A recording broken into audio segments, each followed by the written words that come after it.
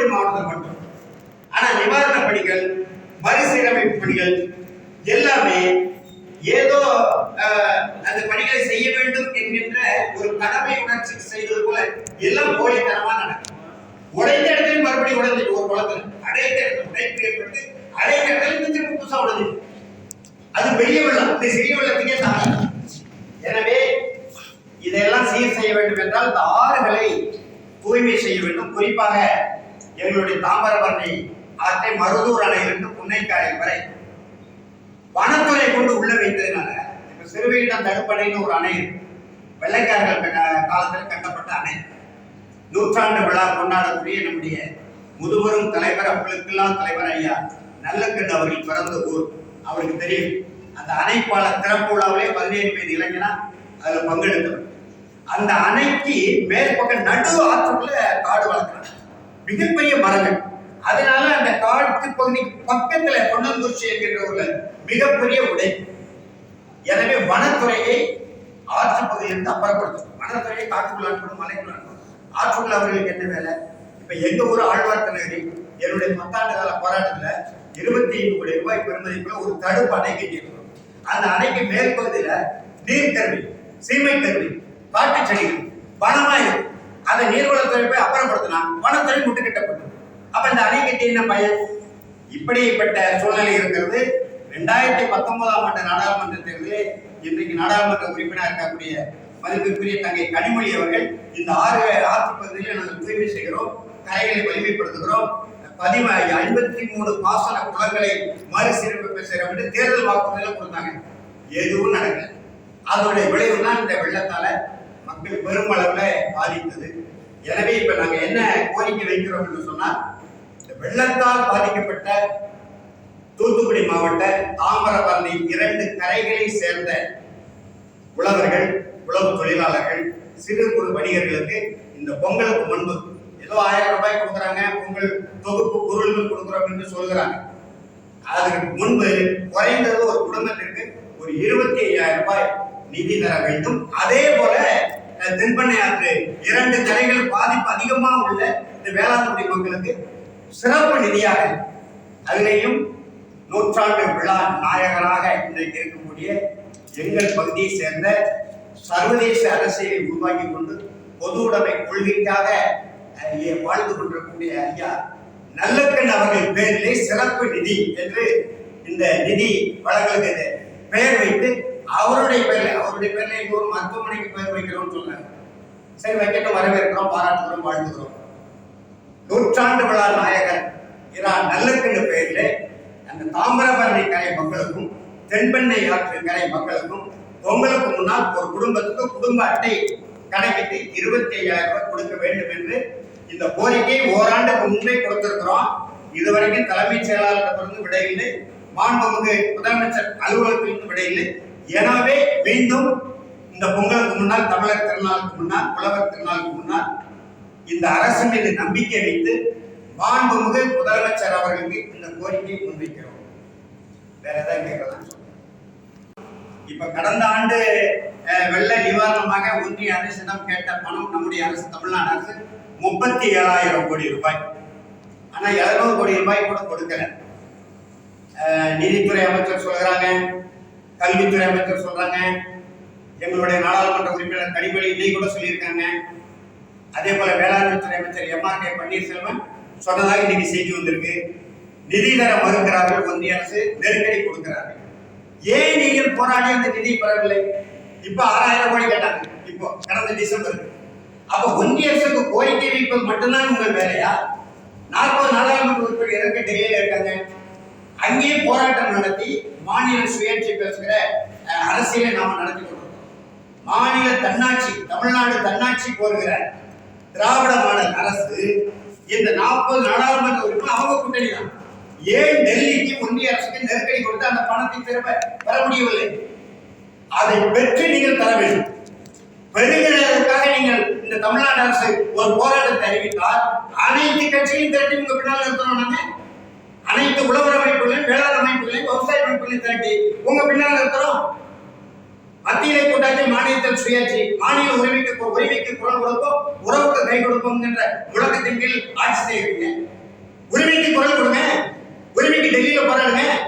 அவங்க நிதி தரவில்லை என்பதற்காக எங்களையே பழி வாங்குகிறீர்கள், எங்களுக்கு கிடைக்க வேண்டிய நிதியை நீங்க தர மறுக்கிறீர்கள் என்பதுதான் எங்களுடைய வினாவாக.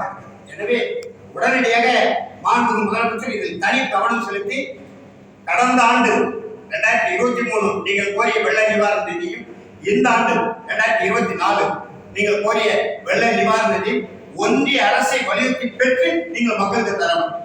இப்படி இல்லையானால் ஒன்றிய அரசை மாநில அரசை கலந்து பேசாமல் மாநில சுயாட்சி கொள்கைக்கு எதிராக அவர்கள் நேரடியாக கூட்டுறவு வங்கி திறக்க போறாங்க. பெரிய சிக்கல் ஒரு அறிவிப்பு. நமக்கு வேளாண்மை கூட்டுறவு வங்கி என்று இருக்கு தமிழ்நாடு அரசுக்கு. இப்ப ஒன்றிய அரசு புதிய கூட்டுறவு வங்கியை திறக்க போறோம்னு ஒரு அறிவிப்பை கொடுக்குறாங்க. அப்படியானால் மாநில உரிமைகள் ஒன்றாக அவர்கள் பறித்தெடுப்பார்கள். திராவிட நாடு கட்டினீங்க எல்லாத்தையும் இழந்துட்டு மக்கள் தெருவில் ஏற்கனவே 12 லட்சம் கோடி கடன் இருப்பதாக சொல்லுகிறார். 1967 அண்ணாவிடம் இந்த மக்கள் ஆட்சி பொறுப்பு ஒப்படைக்கும் போது பக்கவச்சலாக இருந்தது 10 ரூபாய் கூட கடன் கிடையாது. ஆனா இன்னைக்கு 12 லட்சம் கோடி கடன் என்று மக்களை அச்சுறுத்தி கொண்டிருக்கிறாங்க. அந்த கடனை எந்த நிலையில தான் முடியுது. எனவே அரசு ஒன்றிய அரசிடம் போராடி இந்த வெள்ள நிவாரண நிதி 2011 இருந்து தானே புயலில் இருந்து கிட்டத்தட்ட 1.5 லட்சம் கோடி ரூபாய் நமக்கு தரணும் ஒன்றிய அரசு. அந்த நிதியை போராடி பெற்று மக்களுக்கு நலத்திட்ட உதவிகளை செய்ய வேண்டும் என்று மாண்புமிகு முதலமைச்சர் அவர்கள் இந்த அமைப்புகளின் சார்பாக கேட்டுக்கொள்கிறோம். நிதி பற்றாக்குறை இருக்குன்னு சொல்லி அரசாங்கம் சொல்லியிருக்காங்க. அதை ஒட்டி பொங்கலுக்கான கூட பணம் கொடுக்கல. இந்த 25,000 வந்து எப்படி சாத்தியம் நினைக்கிறீங்க? இது கொடுப்பாங்கன்னு நினைக்கிறீங்க? சாத்தியம் இல்லை என்பது தேவையா தேவையில்லை. எங்களுடைய கோரிக்கை அரசை கொடுக்க வேண்டும். மக்களின் மீது உண்மையான அக்கறையோட மக்கள் நல உரிமைகள் அக்கறை இருந்தால் ஒன்றியத்திலிருந்து நீங்க கேட்டு வாங்கி கொடுங்க. 40 நாடாளுமன்ற உறுப்பினர் இருக்கிறீங்க. இப்ப நேற்று பாருங்க அமைச்சர்கள் வீடு நாடாளுமன்ற உறுப்பினர் வீடெல்லாம் ஆய்வு செய்யறாங்க. அதற்கு உடன்பட அப்ப உங்ககிட்ட பணம் இருக்கா? உங்ககிட்ட பணம் இருக்க போயிட்டு நம்ம ஆய்வு செய்யலாம். மணியில உங்கள்கிட்ட கடன் இருக்கு, வழியில உங்களுக்கு பயம் இருக்கு. ஒன்றிய அரசு குரல் கொடுக்க முடியல, போராட முடியல, நிதியை பெற முடியல. அதுக்கு தமிழ்நாட்டு மக்கள் பலிகளாகும். அப்ப இந்த குறுத்துல நீங்க வந்து உங்களோட செய்தி குறிப்புல போராட்டம் நடத்தணும்னு சொல்லி நாங்க என்ன சொல்றோம்? 1 மாத காலம் உங்களுக்குள்ள கொடுக்கணும்னு சொல்றோம். 1 மாத காலம் மீண்டும் அவகாசம் தருகிறோம். இல்லையானால் எங்கள் கோரிக்கைக்கு செவிமடுக்கக்கூடிய தமிழக வாழ்வுரிமை கட்சி தலைவர் திரு வேல்முருகன் போன்றவர்களை அழைத்து அவர்கள் தலைமையிலே மிகப்பெரிய விவசாயிகள் போராட்டம் இப்படி டெல்லியில் நடக்க பாருங்க, பஞ்சாப் ஹரியானா விவசாயிகள் அந்த மாதிரியான போராட்டத்தை தாமிரபரணி தீரத்திலே செய்வோம், காவிரி நெற்களஞ்சிய பகுதியில் செய்வோம். இங்கே தென்பெண்ணை ஆற்று கரையோர விவசாயிகள் திரட்டி மிகப்பெரிய போராட்டத்தை விவசாயிகள் நலன் சார்ந்த கோரிக்கையை வலியுறுத்தி தமிழக திராவிட மாடல் அரசுக்கு நெருக்கடி கொடுக்கக்கூடிய மிகப்பெரிய போராட்டத்தை நாங்கள் முன்னெடுப்போம். இதற்காக நாங்கள் தமிழ்நாடு அனைத்து விவசாய சங்கங்கள் கூட்டமைப்பு தலைவர் அண்ணன் B.R. பாண்டியன் அவர்களோடும் தென்னக நதிகள் இணைப்பு சங்க தலைவர் ஐயா தெரியும் டெல்லியில மிகப்பெரிய போராட்டம் நடந்தது. அந்த மாதிரி வலிமையான உழவர் அமைப்புகளின் தலைவர்களோடு பேசிக் கொண்டிருக்கிறோம். எங்கள் கோரிக்கை நியாயம். போராட்டத்தை முன்னெடுத்தால் ஒட்டுமொத்த விவசாயிகளை திரட்டி நாம் களத்தில் இறப்போம் என்று அவர்கள் எங்களுக்கு உறுதிமொழி கொடுத்திருக்கிறாங்க. போராட்டம் வேண்டாம் என்றுதான் நினைக்கிறோம். போராட்ட களத்திற்கு தமிழ்நாடு அரசு குறிப்பாக மாண்புமிகு முதலமைச்சர் மு.க. ஸ்டாலின் அவர்கள் எங்களை தள்ளிவிட வேண்டாம் என்று வேண்டும். உங்கள் போராட்டம் வந்து மாநில அரசு நோக்கி மட்டுமே இருக்குமா? மத்திய அரசு? மாநில அரசு தான் எங்களை ஆளுவது. மாநில அரசை எதிர்த்து நாங்கள் போராடுவோம். மாநில அரசு ஒன்றிய அரசு எடுத்து போராடத்தான். மாநில சுயேட்சை சொல்றீங்கல்ல, ஒன்றிய அரசு எடுத்து போராடுங்க. 1.5 லட்சம் கோடி தந்து விட்டு மறுவாள் பாருங்க. ஆண்டுக்கு 3 லட்சம் கோடி கொண்டு போறீங்களா இல்லையா? சரக்கு மற்றும் சேவை வரி, சரக்குக்கு மட்டும் இல்லை வரின்னு சொல்லுவா தெரியுமா? ஆண்டுக்கு குறைந்து 3 லட்சம் ரூபாய் 3 லட்சம் கோடி தமிழ்நாட்டு மக்கள் வரி பணத்தை அங்க கொண்டு போறீங்க. தொடர்வண்டி துறை இருக்கு, வானூர்தி இருக்கு, அஞ்சல் துறை இருக்கு, தொலைத்தொடர்பு துறை இருக்கு, கடல்வழி போக்குவரத்து இருக்கு, எத்தனையோ துறை இருக்கு. சென்னையில இருந்து கன்னியாகுமரி வரைக்கும் எத்தனை சுங்கச்சாவடி இருக்கு. அதெல்லாம் நாங்க கப்பம் கட்டிக்கிட்டு தான் போறோம். அந்த பணம்புற ஒன்றிய அரசு தான் போது அங்க கொண்டு போன பணத்தை திரும்ப வாங்குங்க. 1 ரூபாய் கொண்டு போனா 19 காசு தான் தருகிறாரு. வெட்கம் இல்லாம இருக்கு இந்த அமைச்சர்கள் சொல்றாங்க. போராடி பாருங்க. நீங்க தான் சொன்னீங்க திராவிட நாடு பெற்று தரணும்னு சொன்னவங்க தானே. குறைந்தபட்ச நிதியா பெற்று தர வேண்டாமா? இல்லையா? இந்த செய்தி எந்த அரசியல் தலைவரும் பேச மாட்டாங்க. எல்லாருக்கும் கூட்டணி கடந்து தமிழக வாழ்வுரிமை கட்சி தலைவர் வேல்முருகன், அதே போல நம்முடைய முன்னாள் சட்டமன்ற உறுப்பினர் தனியரசு, இந்த மாதிரி ஜவஹர்லா, இந்த மாதிரி அதாவது கூட்டணியில் இருந்தாலும் மக்கள் உரிமைக்காக வேற வழிகளில் எங்களுக்கு எல்லா தலைவர்களும் இந்த உழவர் அமைப்புகளை எல்லாம் ஒன்றாக கட்டி இந்த போராட்டத்தை முன்னெடுக்கிறோம்.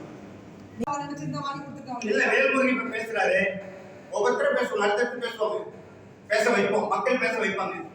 2026 கிட்ட நெருங்குது இல்ல, பேசித்தானே ஆகணும், மக்கள்கிட்ட வந்துதானே ஆகணும்.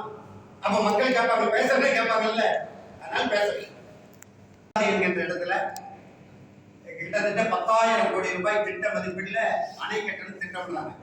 அது சட்ட விரோதமான போக்கு, நடுவர் மன்ற தீர்ப்புக்கும் உச்ச நீதிமன்ற தீர்ப்புக்கும் எதிரானது. அதை எதிர்த்து நம்ம போராடுறோம், தமிழ்நாடு அரசும் போராடி கொண்டோம். ஆனா 1955, 56 காலகட்டத்தில் பெருந்தலைவர் காமராஜர் காலத்துல ராசிமணல் என்கின்ற இடத்துல ஒரு அணை கட்டி உபரி நீரை தேக்கி விவசாயத்துக்கு பயன்படுத்துவதற்கு ஒரு தொலைநோக்கு பார்வை அடிக்கல் நட்டாங்க. பிறகு ஏதோ ஒரு சிக்கல் போட்டாங்க. அந்த ராசிமணல் அணை திட்டத்தை கட்டுகிற வேலையை திட்டமிட்டு தமிழ்நாடு அரசு மேற்கொள்ள வேண்டும் என்கின்ற கோரிக்கையும் இந்த உழவர் அமைப்புகள் சார்பில் நாங்கள் அரசு